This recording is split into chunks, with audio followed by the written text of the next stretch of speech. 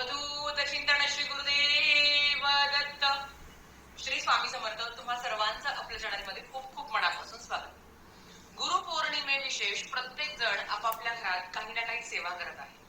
आता ज्यांना 21 दिवसाची स्वामी चरित्र सारामृताची सेवा करणं शक्य होत नाही ते 11 दिवसाची सेवा करण्याचा प्रयत्न करत आहे.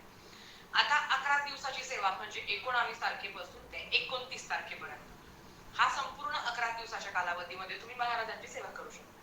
आता याच्या आधी सुरुवात केली तर चालेल का?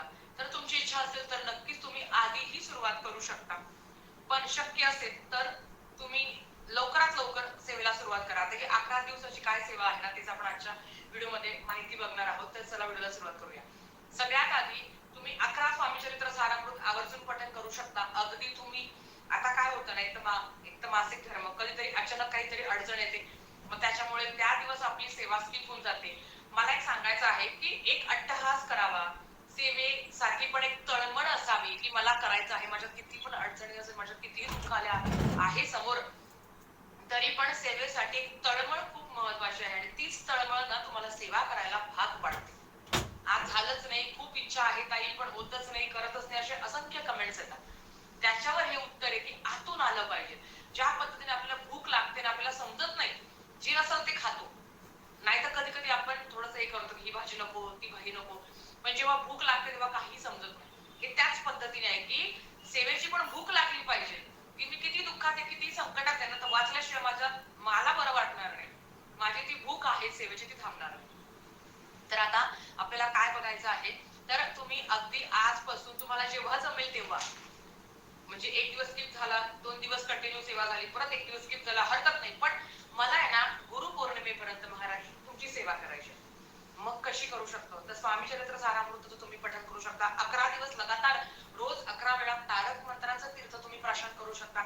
त्याच्याच बरोबर जर तुमची इच्छा असेल तर खूप सुंदर म्हणजे संक्षिप्त श्री गुरुचरित्र तुम्ही अखंड 11 दिवस वाचू शकता. आता हे करण्यासाठी तुम्ही संकल्प करावा. संकल्प करत असताना आपल्या गोत्राचं नाव, आपलं स्वतःचं नाव घ्यायचं आहे. कुठल्या कार्यासाठी तुम्ही सेवा करत आहात हे सांगायचं आहे. आणि हे करून झाल्यावर महाराजांना विनंती करायची, नारळकडे साखर ठेवायचं की महाराज माझ्याकडनं ही सेवा निर्विघ्नपणे पार पडू द्या, असं तुम्हाला प्रार्थना करायची आहे. त्याच्यानंतर सेवेला लागू शकता. फक्त सेवेला अखंड नाही की माझ्या ह्या कार्यासाठी मी स्वामी चरित्र सारामृताचे अखंड पारायण करेन. अखंड हा शब्दच वापरायचा नाही. मग काय वापरायचं? मी ह्या कार्यासाठी स्वामी चरित्र सारामृताचे किंवा संक्षिप्त श्री गुरुचरित्राचे यथाकालीन पारायण करेल. यथाकालीन म्हणजे कसं, मासिक धर्म आला, काही दुःख सुख आहे, अचानक आज सेवा झाली नाही, खूप गडबड होती, घरातले काम होते, मग अशा वेळेस तुम्ही असा संकल्प करू शकता. आता जसं तुम्हाला सांगितलं संक्षिप्त श्री गुरुचरित्र स्वामी चरित्र सारामृत, त्याच्याच बरोबर तुम्ही तारक मंत्राचे किंवा 11 माळी श्री स्वामी समर्थ मंत्राचे करू शकता. पण तुम्ही हे 11 दिवस ना गुरुचरित्रातले 2 अध्याय कुठले, तर तुम्हाला माहिती आहे की गुरुचरित्राचा 14वा अध्याय, जे आयुष्यात संकट येऊ नये, आयुष्यात कुठलंही दुःख, संकट, त्रास, वेदना, आपत्कालीन संकट कधी येऊ नये, तर कुठलंही संकट कधी सांगून येत नाही, त्याच्यासाठी तो अध्याय आहे 14वा. खूप महत्वाचा अध्याय आहे तो. आणि त्याच्याच बरोबर अध्याय 18वा, जो आर्थिक परिस्थिती चांगली होण्यासाठी, तो अध्याय आपण पठन करू शकतो. ज्यांना गुरुचरित्राचं पारायण करायचं आहे त्यांनी आता बघा, एक तर अमावस्या संपली आहे म्हणून तुम्ही आता बिनधास्त पारायण करू शकता, कधी पण पारायण करू शकता. म्हणतो ना की मनात भाव असेल तर कधीही पारायणाला बसावं. आपण ठरवतो ना त्या गोष्टी तर होतच नाही. मी आज जर ठरवलं ना की मला हे वाचायचं आहे, तर माझ्याकडनं त्या दिवशी तर ते वाचूनच होणार नाही.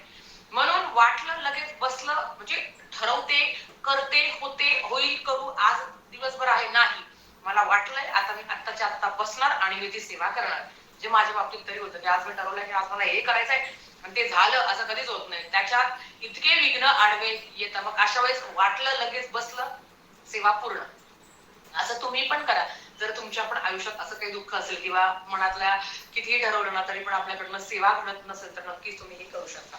आता हे गुरुचरित्राचे 2 अध्याय पठण करत असताना किंबहुना सगळी सेवा, कुठली सेवा करत असताना मांसाहार वर्ज, ब्रह्मचर्याचं पालन, तुमची इच्छा, तुम्ही केलं तर उत्तम, नाही केलं तरी तुमची इच्छा. पण संकल्पयुक्त आहे तर 11 दिवस आपल्या आयुष्यात खूप अडचणी आहे, संकट आहे, मला एखादी गोष्ट पाहिजे आहे, मी प्रामाणिकपणे कष्ट करत आहे आणि त्या कष्टाला महाराजांची साथ, परमेश्वराची साथ असणं तेवढंच महत्वाचं आहे. त्या त्याच्यासाठी ह्या सेवेचा अट्टहास आहे. म्हणतो ना की छंद असावा, असा कुठला तरी छंद असावा, तर तो हा छंद असावा की मला सेवा करायची आहे. नामस्मरणाचा छंद असावा, तो खूप आयुष्यात चांगलं करून जातो आपलं. आता घरातल्यांना मांसाहार करून देऊ का? ज्या घरात गुरुचरित्राचं पारायण होणार आहे, 7 दिवसाचं पारायण, घरात मांसाहार होणार नाही, घरात अंडी होणार नाही, ताई आमच्या घरातले ऐकत नाही, मग तुम्ही पारायणच करू नका.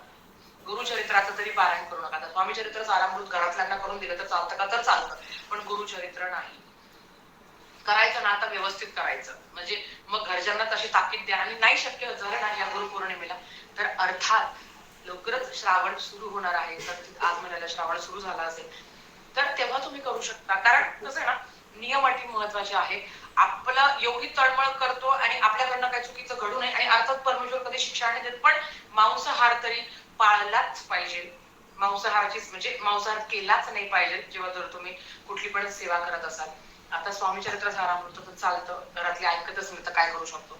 आता गुरुचरित्राचे 2 अध्याय जर तुम्ही वाचणार असेल तर ही तुम्ही संपूर्ण मांसाहार तुम्ही तर खाणारच नाही आहे, पण घरच्यांना करून दिला तर चालतो का? अशा कमेंट्स येतातच.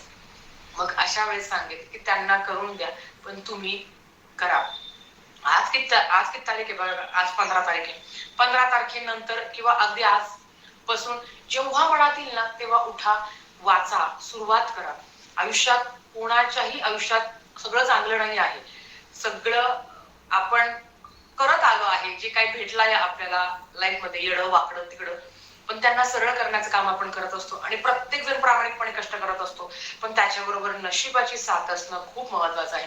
आणि मी सांगते ना, गुरूंची कृपा आपल्यावर असणं किती महत्वाचं. आणि गुरुपौर्णिमा तर आपल्या फक्त गुरु आणि शिष्याचा दिवस आहे. काही मागायचं नाही आहे, काहीच नाही, फक्त त्यांच्यासाठी तो दिवस आहे. आणि हा जो सेवेचा अट्टहास जो मांडला ना आपण, हा सुद्धा त्यांच्यासाठीच आहे. आयुष्यात खूप दुःख आहे, संकट आहे. आज मला खूप राग आला आहे स्वामींचा, मला जाऊन भांडायचंय, बोलायचंय की मीच का मलाच का दुःख. पण जेव्हा दरबारात जातो, जेव्हा केंद्रात मठात मंदिरात जातो, मुजरा करतो, आणि जेव्हा त्यांच्या फोटोकडे मूर्तीकडे बघतो, तेव्हा खरंच काय मागावं हा प्रश्न प्रत्येकाला पडतो. कारण सगळं विसरून जातो आपण की तुम्ही आहात म्हणून मी आहे. होतं आपल्या लाईफ मध्ये एखादं वाईट घडलं की लगेच आपण देवाला दोष देऊन टाकतो. पण जेव्हा खरंच त्यांच्या दरबारात जातो, त्यांच्या समोर नतमस्तक होतं, कुठलाच प्रश्न विचारू वाटत नाही, कुठले भांडू वाटत नाही, काहीच बोलू वाटत नाही, तेव्हा मग अशा वेळेस धन्यवाद पण म्हणू वाटत नाही, पण मग शांत वाटवं की हा तुम्ही आहात ना, तुम्ही सगळं बघताय, तर तुम्ही नक्की चांगलं करा. मी खरं सांगते, सेवेचा बँक बॅलन्स आयुष्यात असणं खूप महत्वाचं आहे. म्हणतो ना की बाई बघ, याचं खूप चांगलं झालं, कधी देवाचं काही करत नाही, पण अर्थात त्याचे कर्म चांगले असतात, त्याने कधी कोणाला दुखवलं नाही आहे. आणि प्रत्येकाला काही